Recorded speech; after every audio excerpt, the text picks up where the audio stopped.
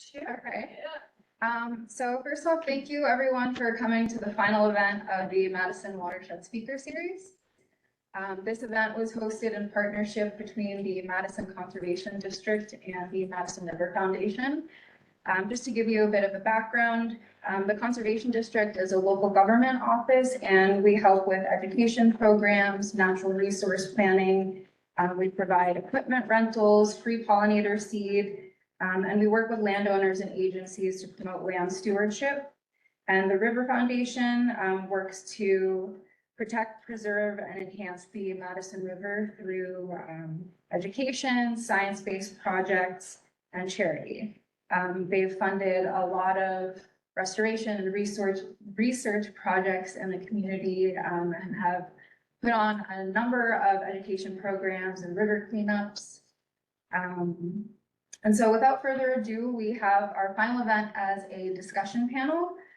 So our three panelists are Marina Smith, and she's a ranch manager at Elk Meadows Ranch. We have John Hanson, is a fisheries biologist with NorthWestern Energy. And we have Addison Perryman, and she is the conservation education director at Jack Creek Preserve Foundation. And facilitating the panel, we have John Malovich with the Madison River Foundation. And I'll hand over to you. So you two have to switch places. I'm just kidding. Addison's like, wait, I'm sitting in the John spot. This doesn't work. So what we're going to do for our panel this time, we're fortunate this is our second year doing it. And we've been blessed and lucky to have some amazing presenters throughout the last 2 years and covered all aspects of watershed and what it means to them, what the health and what the activities and functions and jobs that they hold contribute to this beautiful place that we all call home. And so kind of our goal tonight is to take three very diverse perspectives and have those shared with you to connect all of it to the watershed. So to the health of the Madison, to the health of the riparian zones, to the health of the hillsides, to the health of the mountains and the wildlife, and then of course the fish. And so I think we have a really, like I said, diverse and unique group of individuals up here that are all highly qualified to talk on their respective subjects, but also very highly qualified in the passion and the love that they have for the Madison. And with that being the case, they've been given kind of some questions to start out with, which I don't have a copy in front of me. Sure. You got it. All right. So the first question is an opinion-based question that we wanted to ask and get their responses on is what are some key concerns or threats that are facing this watershed, so the Madison watershed, in your opinion? And then what can the role that you hold or your job or your passion, what can it play in addressing in the protection or against these concerns that you have in the watershed? Does that make sense to everyone? So what are the key concerns that you see from your point of view or from your desk or from your UTV or from your horseback or whatever? What are those concerns or threats that you're seeing that are facing the Madison?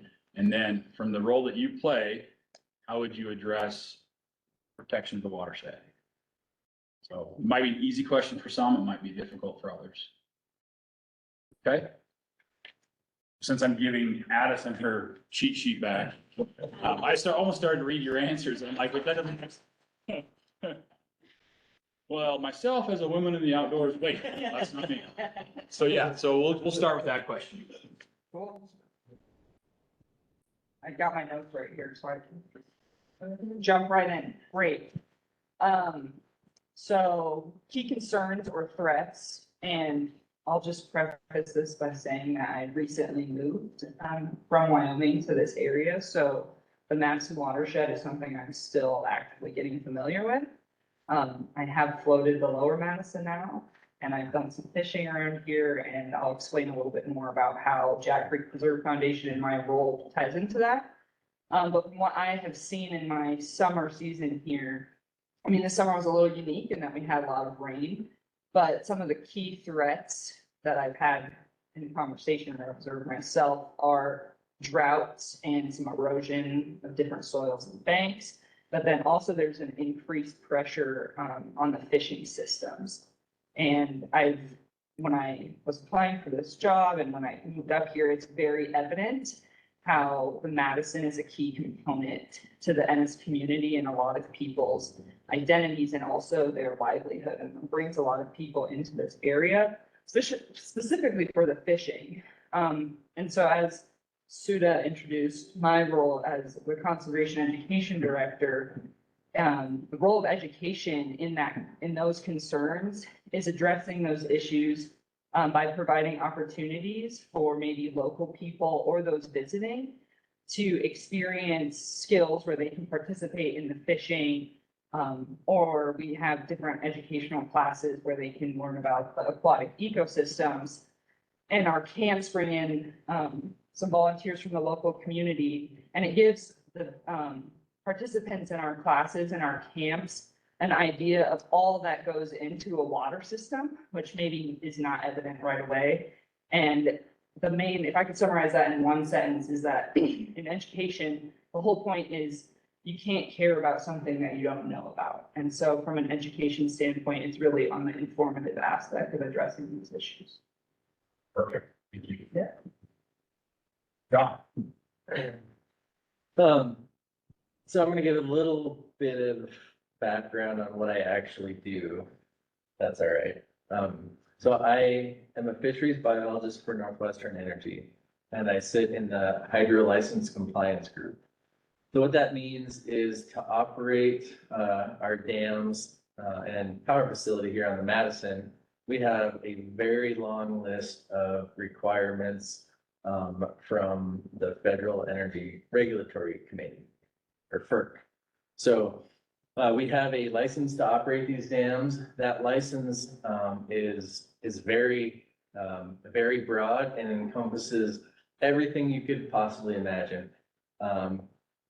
Maximum flows, minimum flows, activities that we have to do for fish and for wildlife and for recreation, power production as well. And so it's balancing a whole host of different resources. And that license looks at all those different resources equally. So it doesn't say power production is the most important thing on this list. It says fisheries and power production and recreation and all of these different resources are equal. So with that said, I think a couple of the big challenges that I see are really cumulative of challenges. It's not necessarily one thing that I think that I could point to say this is going to be a big challenge now and a challenge in the future. But like you already said, Addison, I think pressure, the amount of pressure and growth that's happening in the Madison is large. There's a ton of people, a ton of use. It's a resource that is great to provide that, but we also have to be thoughtful on how we manage that. You combine that use with things like drought and water management, and that just puts more pressure on the fish and more pressure on the watershed. So how do we balance those different things? From a drought perspective, a lot of people say, well, there's dams on the Madison, that's bad for the Madison. From a fish passage standpoint, it can be, but we have Hebgen Reservoir, which is a very large pool of water that we can provide consistent flows all summer long that are much higher than other places like, say the Big Hole is a good example. They're on Hoot Owl almost immediately, lack of water. And at least here we have, a large pool of water that we can continue to release water all summer long. So that's super helpful, but that still doesn't mean there aren't challenges. We've had challenges in the past with sometimes we just don't have enough water and there's not enough water to go around for everything. So I think it's a little bit of everything, but those are the two big ones I see, that we're facing. Perfect. Marina? I'm not sure that I can add a whole lot to that, but I mean, there's many threats that the Madison is facing. And I would agree that growth, uncontrolled growth is definitely a concern. Degradation in riparian areas, removal of native vegetation, and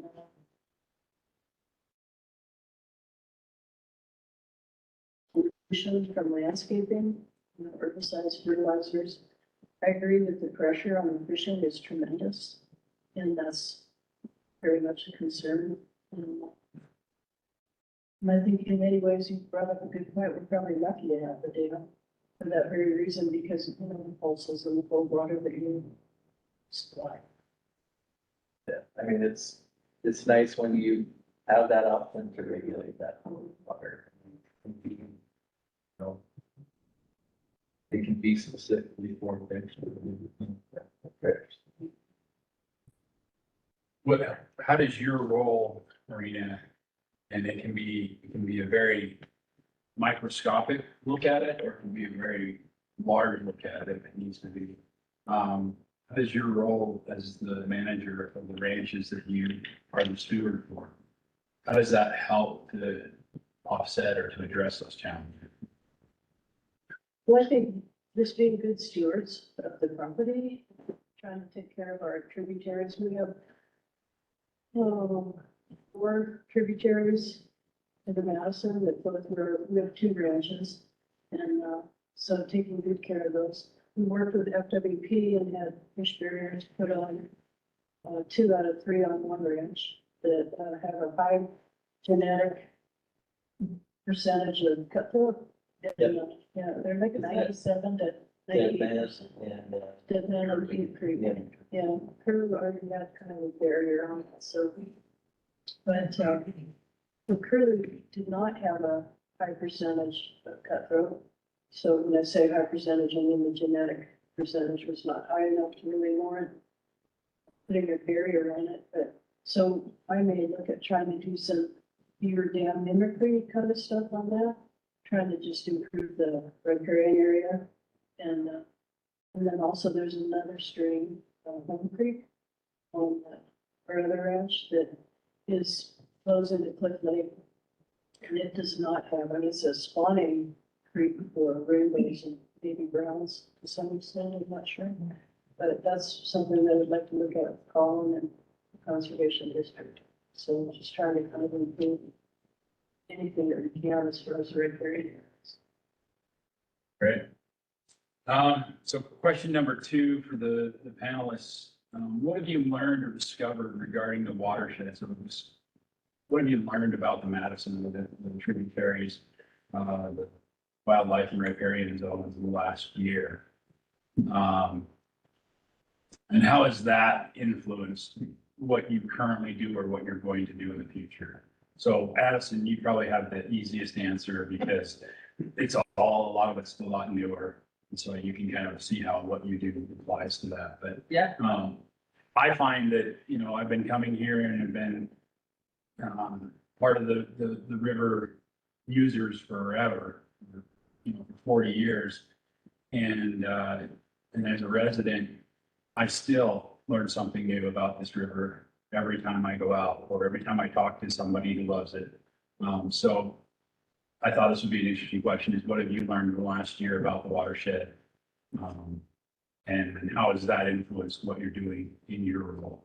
Yeah.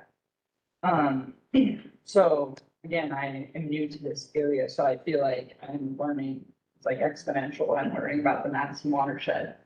And the riparian corridor is a really interesting connection to all of it. And there's some interesting statistic, like all of the species within like most Western states, at least one time during the year will utilize a riparian area for some part of their, either through migration or at some point during like breeding cycles. And so they're decreasing everywhere. And so any kind of restoration work or conservation education, informing people of just that because it's not just the water or that zone, it affects everything. And so just protecting those areas is something that I have seen apply to this area as well. Again, my first impression of the Madison watershed is its cultural and economic importance to specifically this town, and an education that ties directly into the identity of the students I work with. So understanding that, you know, somebody in their family might be a fly fishing guide, or they might have, you know, be from a ranching family, or might be doing something else in agriculture. And so there's so many different ways that water is used here, and that directly impacts like the upbringing and the background of the students I work with. Additionally, Jack Creek Preserve Foundation has been working with Madison Conservation District and also River Foundation, and we have been doing restoration on Jack Creek. And that the goal of that project was to increase pool depth and the overall condition of the riparian area, to provide more habitat for fish, but also to increase like willow growth and vegetation availability. And we did that through some habitat structuring and implementing beaver dam analogs. And actually, Abby and I were down there today, which is why we're in our field clothes. And there was a duck. And there was a black duck, and I mean, that work happened a few weeks ago, it seems like, and it's already so visually different.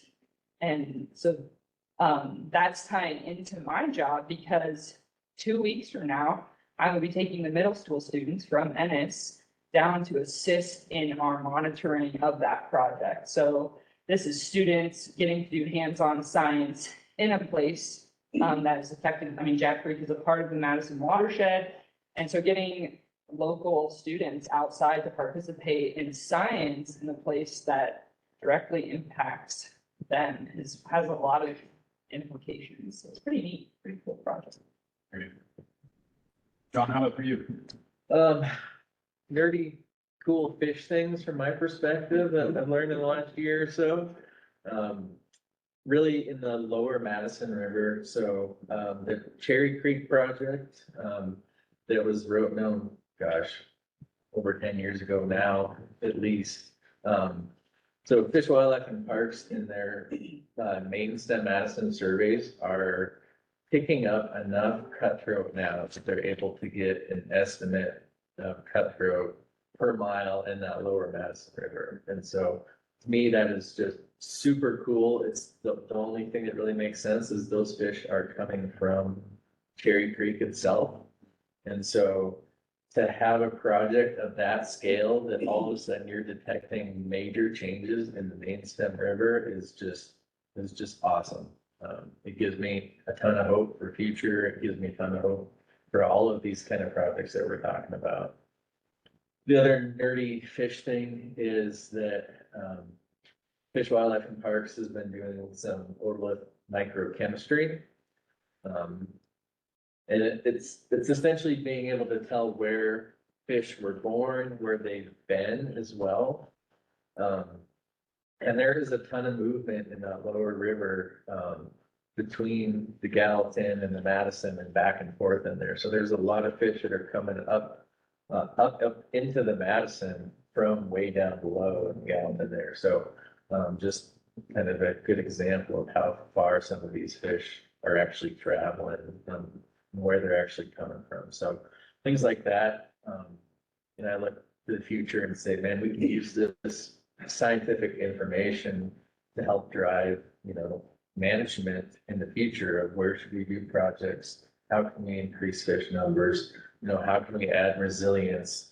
Is that through beaver dam analogs? Does that work in the tributaries? Is that large scale restoration like on Odell Creek? We're actually seeing some of those benefits after, a lot of investment in a lot of years. So keep hammering at that stuff because it's working.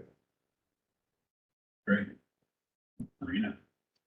So sitting here thinking about the question, and everybody's talking about beaver dam analogs. We actually had a situation where we had to actually build a dam on a ditch. So our head gate is on the forest and we pull water off of Pepin's Creek. And it flows into what was probably a man-made lake years ago. And, the outflow of that lake is our ditch, and then it runs onto the ranch and supplies water to our cattle. Last fall or late summer, we had a beaver show up, and they're very industrious little engineers. And he would dam our ditch up, and we would lose all our water. And we would go up every morning and tear the dam up, and every night he'd build it again. So it was kind of a push-pull situation, and we just had to do that for a few weeks till the cattle moved out and didn't need that creek or that dam or that ditch anymore. But so this spring, when we started our ditch up again, we didn't know if the beaver was still there or not. And yes, he was. Found that out rapidly. So everybody I talked to, the standard answer is just kill the beaver. Kill it, done with it. But the beaver doubled the wetland size of this lake. And it was really cool. Suda has some photos. I don't know if you want to show them right now or not. But I really liked what the beaver was doing, and I didn't want to kill it. There's the dam. And so I contacted various different people, and I kept getting booted from one person to another, and finally found somebody that was willing to help. And I ended up with a woman named Taya Cromley, who was a beaver conflict specialist. And you can probably kick to the next slide to see. So she suggested that we do a pond leveler or a beaver deceiver. And yeah, and so we strung these two 20-foot sections of pipe together, and on the trailer is a cage that we built out of livestock panels and hog rings. And you can go to the next slide. There's the cage that we put on the pipe. Next slide. Not really sure what we're in.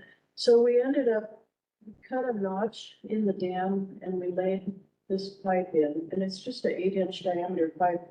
And we weren't sure whether it was going to be big enough or not. We had a feeling it might not, but we had to try to start somewhere. So we cut a notch in the dam and laid that pipe in there, put the cage 40 feet back, cut a notch in the cage, and stuck the pipe in there. And that's to keep the beaver from damming up the inlet portion of the pipe. And so so we laid the pipe in, then we rebuilt the dam over the top. And I didn't know much of anything about beavers, except that I learned that they don't like the sound of running water. And if they can detect running water in their dams, they feel like it's failed. And so they just keep trying to plug it up. And so our concern was that it would go further down because the pipe extended about 2 feet past the dam.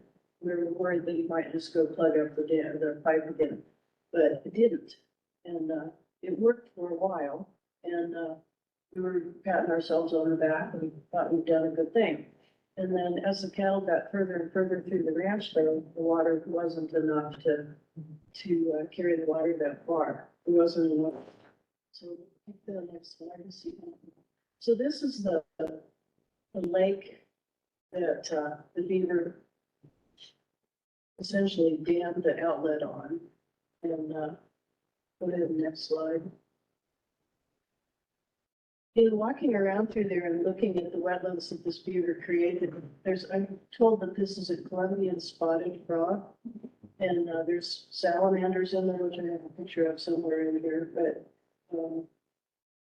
so when we ran out of water again, I kept hearing him kill the beaver, kill the beaver. The guy working for me said, I want beaver mittens. And so I thought, well, what if we put a second pipe?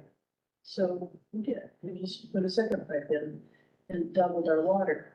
And what that did then was drop the level so low in the lake and the wetland that we essentially drained the wetland that the beaver had created. And so we're kind of back to square one.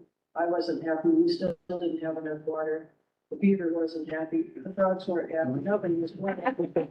So then we went up and just redirected more water into our ditch, and we're limited as to how much water we can put in the ditch and how much water the ditch can carry. And so we've kind of maxed it out, but go ahead to the next slide, Susan. So this is our double pipe system, and one of the issues we had was initially we didn't have a full pipe of water, so we had to sink the pipes down a little bit, and we actually drilled holes in the top of them to kind of let air flow out and more water in. And next slide. And then, so that's again the wetland and the lake, and it's plumb full there again after we put more water in the ditch. And we had plenty of water coming through our pipe, and the ditch is full, the wetland's full, the pond is full, and everything's happening. Beaver's still alive, so that was kind of a cool thing for us. It was a win-win, I think, for everybody. So that's one of the things I've learned. And, you know, I still want to do BDAs in areas that we can do them. Some of the streams, FWP was not excited about us doing BDAs on the streams that we put the fish barriers on because they don't want anything to obstruct the movement of the fish in the stream. And I thought beavers and fish have probably coexisted for a long time, but they figured not. So It's like one of my guarantees in life is that I will get some BDAs on your ranches before okay, So, anyway, yeah, we can do it on some the great one. opportunities up there. And that's one of the things that, you know, I'm just a moderator, so I'll just moderate my comments, the fact that all of these individuals that are on the panel have been instrumental to the success of conservation efforts in the Madison Watershed, whether it's working for or assisting with the River Foundation, the Jack Creek Preserve Foundation, the Conservation District, Trout Unlimited, many others. These three individuals that are here have been fantastic stewards for this resource. So thank you for that. I think it's only 3 questions, right? Total is all we did. So the last one is, this is for those of you that are sitting here for the presentation and those at home and those that may watch this after the fact. This is kind of you asking the question that I always ask is, what can I do? And so we're going to ask our panel to, in their words, what can the community do to help you to accomplish your conservation goals as it applies to your areas of expertise? So why don't we start? We'll mix it up. John, you go first. I think the biggest thing is to stay engaged, you know. I am super lucky in that NorthWestern provides mitigation dollars for fisheries, nearly $500,000 a year. And so having those funds available to work with partners to do things for fish is amazing. And it brings in a whole host of other funding as well. But we need good projects and we need people with a conservation mindset that are out, you know, on the river and on the tributaries that know people, you know, that live here that are like, hey, we have an issue here with fish, or we have a beaver here now. We want it here, but we need water, but we don't need all of it. Like, what can we do? So, you know, without people coming to us, and when I say us, I'm talking everybody up here, Fish, Wildlife and Parks, the Forest Service, BLM, like all of the land resource agencies, and private landowners. So just stay engaged, keep an eye out for opportunities. And, you know, I think that's the biggest thing that people can do to help. There's a ton of expertise in this valley, and if there's not expertise, we can go help find it. So, let's, you know, we want to do good things for fish, and we want to do good things for the river, and we can do all of those things and good things for people and ranches and all of the above. So, stay engaged and just keep an eye on. Right. Absolutely. Yeah, I really like how you summed it up with just engagement. And I would echo that. I would assume most of the people here, or especially you two, are connected to conservation because there's some part of you can probably point to a point in your childhood that you had a really cool connection with nature. And so that's probably one of our biggest ways is to get kiddos to camps or through the schools that we work with and other organizations, so that that is instilled in them, because they're the next ones after us sitting up here who are gonna take over and care about it. And so your role in that could be pass the word on, take a sticker tonight, put on your water bottle or your car, push our website and get some kid that you know in the community or in your family to our camp. But also, we're always looking for volunteers, whether that's through our land management, our restoration projects, or our camps. Any expertise is welcome. And you can definitely, I really encourage everybody to look at our website or us on social media, because we are busy to stay up to date with all of our topics from adult even to youth. And then we have so many great organizations represented here. And so thanks for taking the time to come to that. And we're hoping to expand our educational programming and what we offer. And so financial contributions to local nonprofits will ultimately always benefit the community in these conservation efforts as well. So. What can they do? What can the public, what can the folks that are hearing this and they're here attending, what can they do to help you accomplish your conservation goals? I mean, my conservation goals, I mean, I just would like to see the Madison Valley succeed. And, that's kind of a broad statement, but I just think that we all need to look at the big picture when we do anything on our properties, whether it's 10 acres or 10,000. And, I mean, I think about how we impact the land, the landscape, the wildlife, the viewshed, the resources, and just, you know, consider wildlife movement when you're choosing a building site. Consider fisheries. You know, consider how you're going to impact the riparian areas. And if you don't understand it, ask somebody that does. And I think education is really key. And so, nonprofits or organizations or talks such as this that are providing education are a great thing. So, we're all responsible for being good stewards. I think that's really key.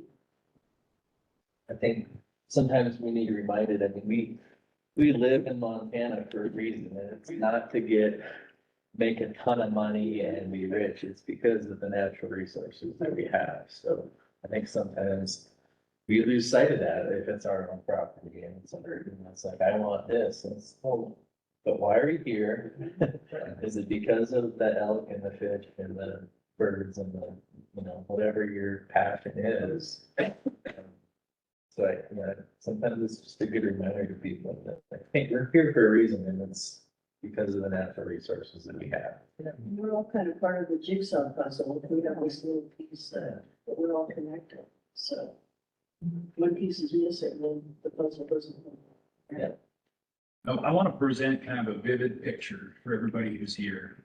Kind of in my thoughts in preparation for tonight, and the people who would have here. And so close your eyes and think about this. Think about your Marina Smith. And we've gone through a period of, let's call it 10 years of mismanagement, misuse, loss of resources. And now in order for Marina to now manage a ranch that has cattle, it's now concrete and fences and feedlots and no longer pastures and flowing streams. Think about Addison as a teacher of conservation and education for her kids.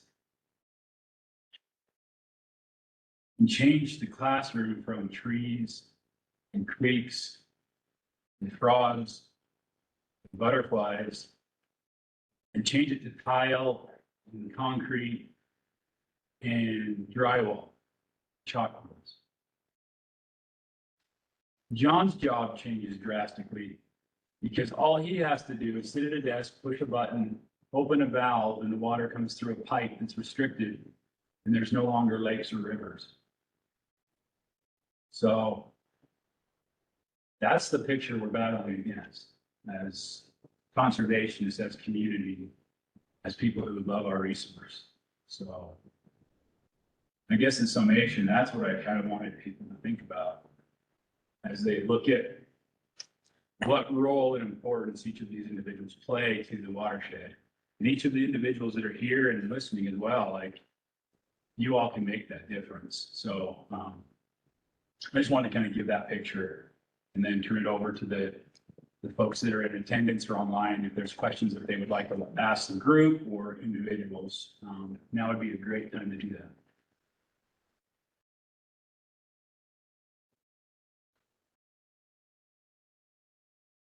Yes. Mine is not really a question, but I really appreciate your presenting that situation to be and how that showed all these forces, that are at work, and, you try to respect all of it. You need to, and you accomplish something, for a lot of hard work. I was a little pleased with myself. So, Beavers.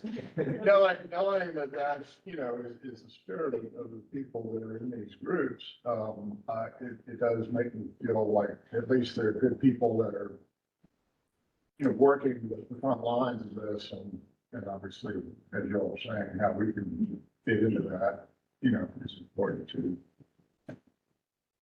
There's another situation at $3 Bridge, where 2 years ago, a beaver dammed up that little spring creek. And it was flooding the county road, and it was destroying the road, and the county wasn't happy, understandably so. It was pretty late in the year, and I got a hold of Terry Ritter, and tried real hard to try to work out a solution for that. It's not our ground, but we surround it. And it was really late in the year, and it was just kind of too late to make everything happen. And so ultimately, the beaver ended up being removed and the dams were torn out. But in speaking with Taylor Cromley, the woman I worked with on this initial project, I showed her that site. And I think it would be a fabulous spot to do a kind of a preemptive fix, if you will. Because the beavers will probably come back at some point, I hope. Because the wetland they created, you were saying there was a duck on the wetland, teal were flying in there and snipe were in there, and it's really cool. And so I hope that the beavers will come back, but I would like to see a structure put in that would allow the beavers to be there and still allow the road to be saved. And so Taylor's pretty excited about it, and it's a possibility to work with, River Foundation Conservation District, FWB. It's ultimately their call because it's their land, but I think it's a project, it's a teachable moment. You can sign it and put, kiosks up to educate the public. Because like you said, people don't care about things they don't understand. Yeah. So. I think just the opportunity to present the public with the term beaver deceiver. Yeah. I mean, I remember the first time Marina asked me, she's like, "Are you familiar with beaver deceivers?" And I'm like, well, yeah, I think so. Is this what we're talking? She's like, "Yes, that's what we're talking about." Okay, then yes, I know all about them. We're good to go. And then as we talked about what we've done recently, there was a thought like, how do we get the public's attention to the things that these individuals, these great people are doing for their livelihoods, for their volunteer time, for their hobbies, their passions. And it's just like things like that. You start to throw a word or a term or something in the public eye, and they go, "Wait, what is that?" It catches their attention for a little bit longer than that last Facebook or Instagram post or picture. And so I think that's a high value item that you presented the group. So They don't try to die. I mean, No. you can keep them in riparian areas can flourish. So, And I think, like you said, being proactive, right? There was a problem before. It was dealt with in the way that there's alternative ways to do that. So, but let's be proactive. It's the same situation when the stream is coming at a road and it washes half the road out, even though it's been 2 feet away from that road for the last 20 years. Well, now it's an emergency situation. And so, county highway department, whoever is gonna go and rip wrap that, because that's the option. If we know there's an issue or there could be an issue, then let's look for options before we're in that, like, when we're at moment that like, we just gotta get this done. So, and that's, you know, looking at it and being like, oh, killed the beaver, but it's a good spot, so let's set it up now.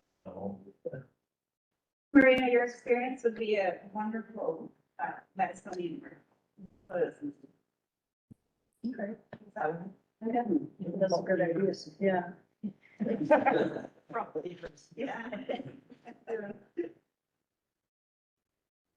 Other questions here in the room? I just had a comment for you on your Cherry Creek comment. So my husband came home from work the other day and he had sort of a crappy day, but at the end of the day, he fielded a phone call. He works for the Forest Service and I was doing pretty good.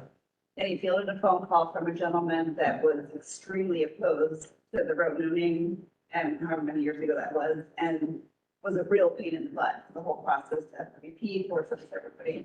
And he called and he was like, Darren Watchkey, supposed to be the fishery, he's not there anymore, so my husband took the call and he was like, Darren told me to just wait a few years, it'll be an amazing fishery, and I have to just get in touch with him because I need to apologize and tell him he was 100% correct. Wow. My son and I are fishing now, and it's an amazing fishery, so That's amazing. that was like made his day.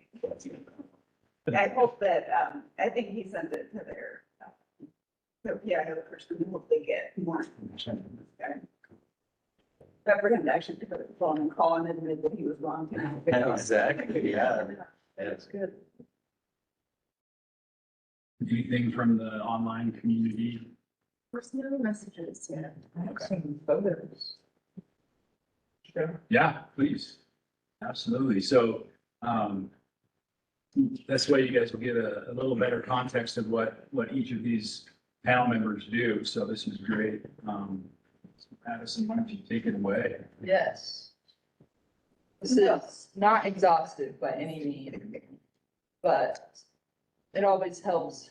Big educational tool is multiple different things. So audio, me speaking, and then we have some visual here. If you move your little dialogue box over here, drag that down. There's slideshow, boom.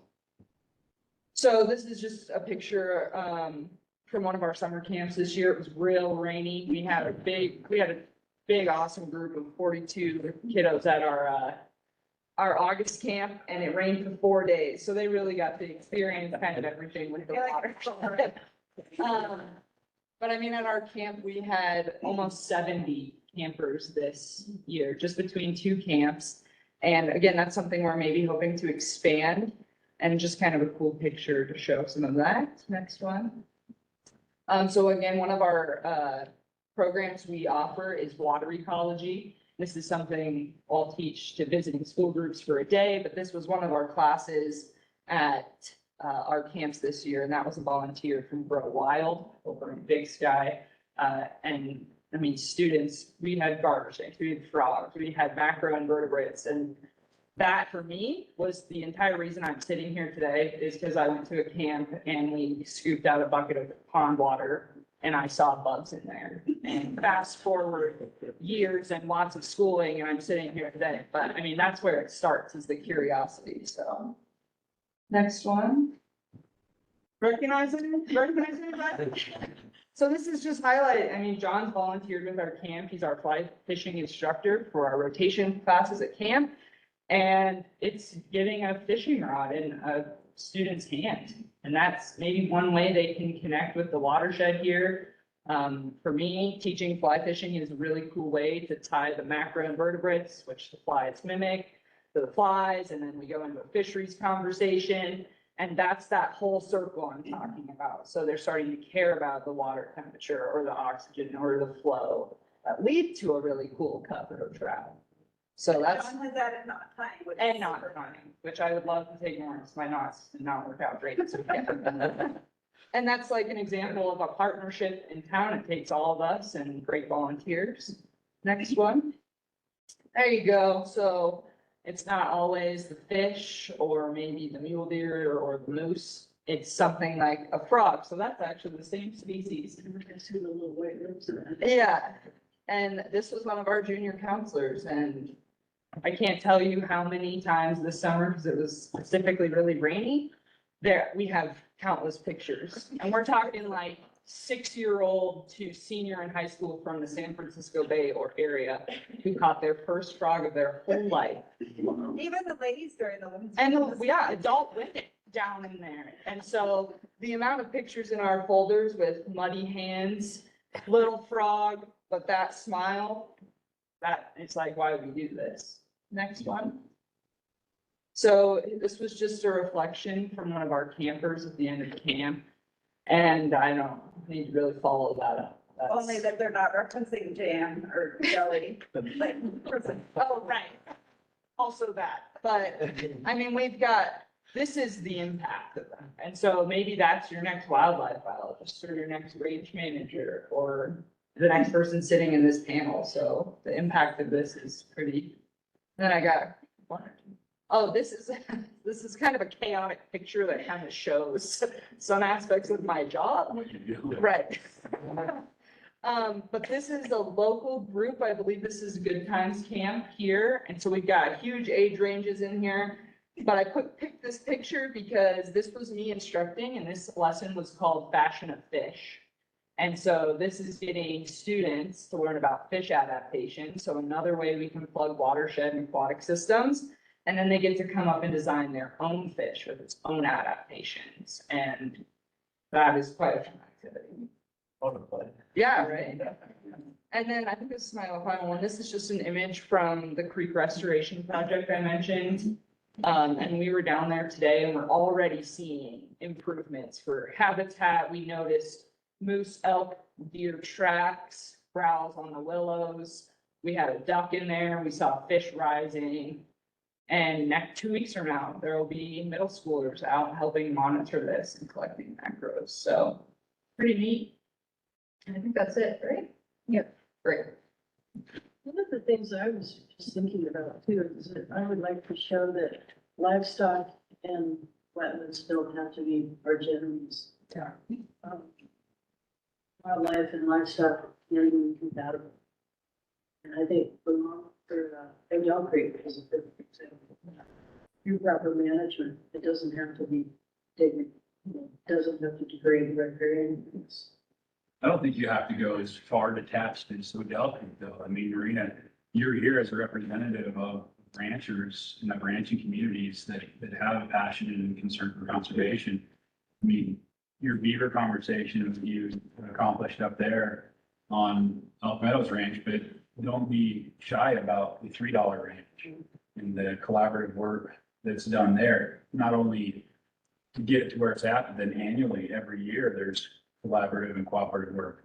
You know, as ranch managers and as ranchers themselves, you don't have to put fencing between the cattle and the riverbanks. You don't have to create water gaps. You don't have to create these symbiotic scenarios, and yet you do.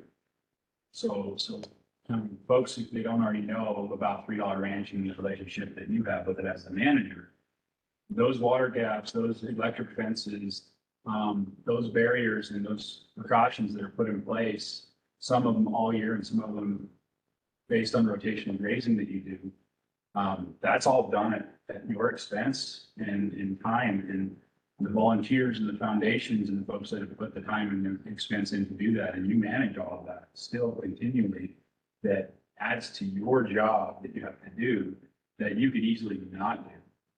And maybe no one would be the wiser. So yeah, Odell Creek does some amazing stuff with their grazing programs and what they're doing down there with the resource they have. But I don't want you to get let off the hook because $3 Ranch is a really good example of rancher and conservation cooperation that people can actually go on and see almost every day. So, and a lot of people do and fish there.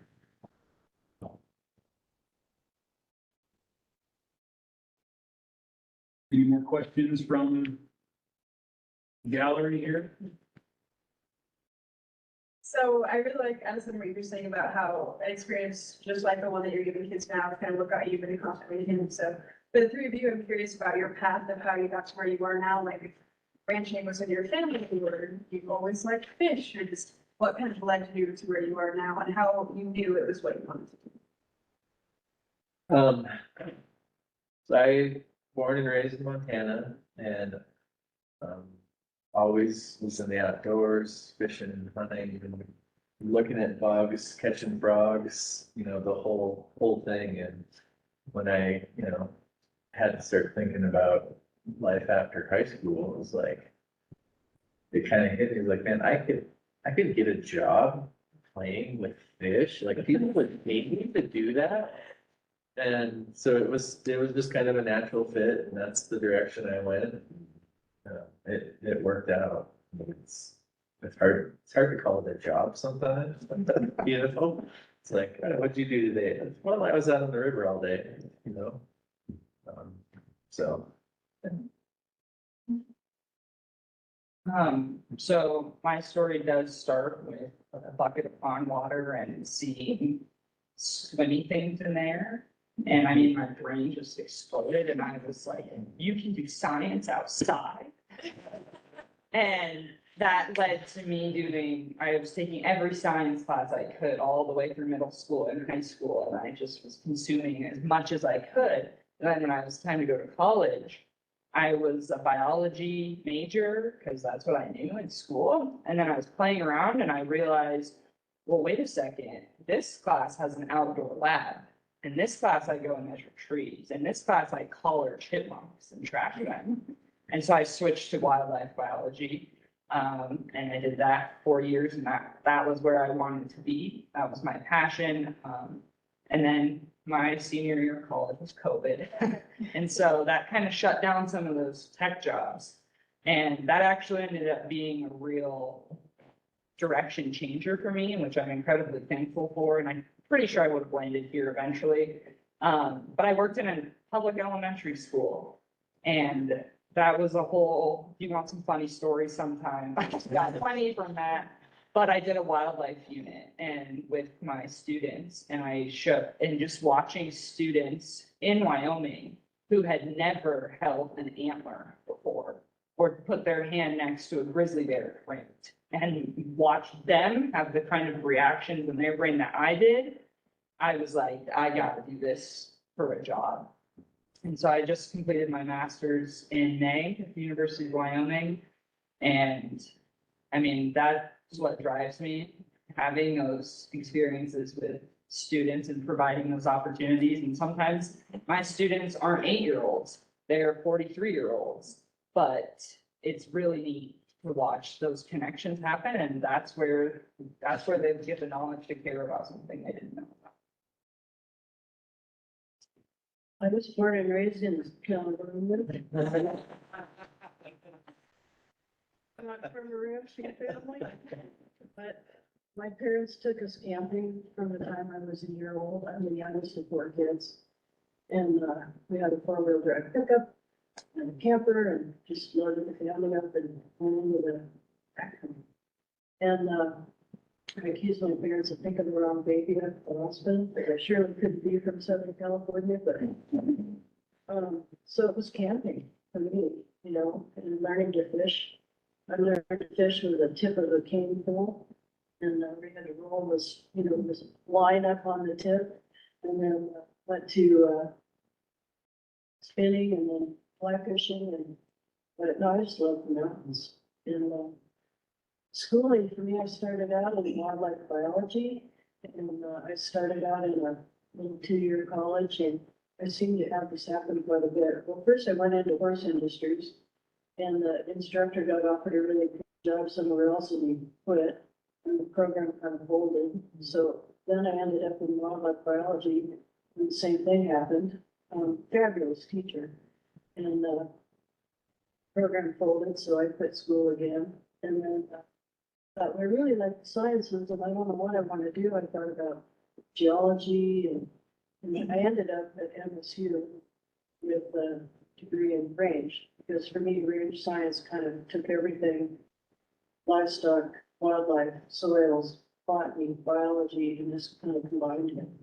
So that's how I ended up doing what I'm doing, and I just worked on ranches, and because I was not from ranching background, I tried to get as much experience as I could on the ground and get everything from night calving, night lambing, milking cows to whatever, to experience and.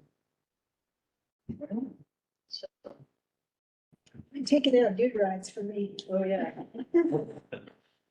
Great question, great answers. Any more? We're getting kind of towards the end of our time here, but if there's anybody else that has questions, we certainly want to answer if we can.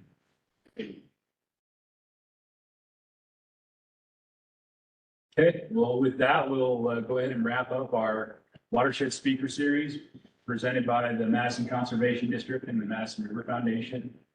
That'll close us out for 2023, but we want to thank all of our speakers throughout the season, and then especially thank our panelists tonight.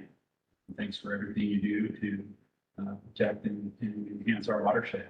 Thank you.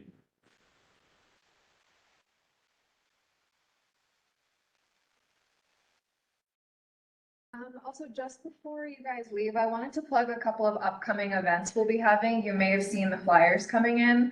But on September 29th, which is a Friday, from 1 to 4 p.m. in Sheridan, we're going to be having a community field tour of Clark Honey Farms. So if you're interested in learning about beekeeping, pollinators, establishing your own pollinator plot, they're even going to do a honey extraction. Just reach out to the Conservation District and we'll get you the information. And then on October 3rd at Alder Fire Hall, there will be a land stewardship workshop for small acreages. And so that will be hosted between the Madison Conservation District, Ruby Valley Conservation District, MSU Extension, and NRCS. So also for that, you can reach out to us, and there's also a Facebook event for that. Thank you guys for coming. Thank you. Yeah, let's do this.